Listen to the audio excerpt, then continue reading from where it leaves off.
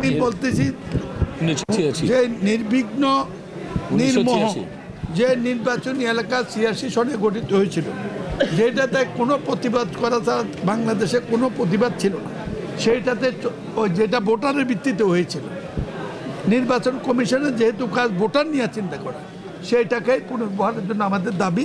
বিশেষ করে আমার কুমিল্লার ১২ আসন, এবং বাংলাদেশের সবগুলো আসন আগের মতো দেয়া। আমি কুমিল্লা লোক হিসেবে বলতেছি, আর যদি বলেন খাস করে নাঙ্গলকোটে আমি ইলেকশন করছি, কথা দিয়েছিলাম আপনাদের আসন ফেরত দেবো, এই জন্য লড়াই করছি। বছর শেষের খুশি নগদে হবে বেশি। নগদ পেমেন্টে নির্দিষ্ট ক্যাটাগরির কেনাকাটায় ৩০০ টাকা পর্যন্ত ক্যাশব্যাক। আর দক্ষিণ আমার অস্তিত্ব এটা চাইছি।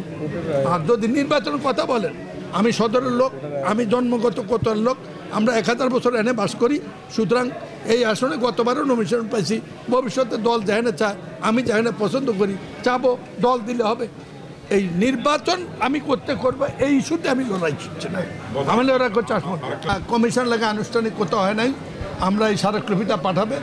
আর আমার সাথে এর সাথে একটা চিঠি দিচ্ছি যে আমাদের একটা প্রতিনিধি দল ইলেকশন কমিশনের সাথে দেখা হবে, উনি এটা পাঠাবে, উনি টাইম দেবে, আর আমি ব্যক্তিগতভাবে টাইম নেওয়ার চেষ্টা করব।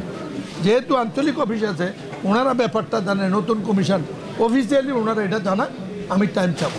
আর তা না হলে যদি কোনো টাইম না পারি, জানুয়ারি মাসে আশা করছি আমরা জীবনের শেষ প্রোগ্রাম এই ঢাকামুখী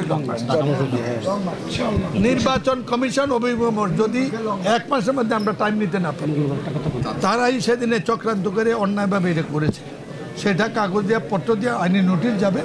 আমার নাজমুল সাদাত সাহেব অ্যাটর্নি নিযুক্ত হয়েছে, উনি তার পরবর্তী পর্যায়ে আমরা এই যে এই কয়েক বছর যে ভোট দিতে পারিনি, সাফার করেছি, নির্বাচন করতে পারিনি, নাঙ্গলকোটে নির্বাচন দিতে হয়েছে, সবগুলো ওনার বিরুদ্ধে, ওনারা এই যত অপচয় হয়েছে, যত মৃত্যু ঘটেছে, এগুলোর জন্য ওই নির্বাচনী এলাকা গঠিত তারা বেআইনিভাবে অন্যায় ব্যাখ্যা দিয়ে, মূল ব্যাখ্যা দিয়ে এটা করেছে।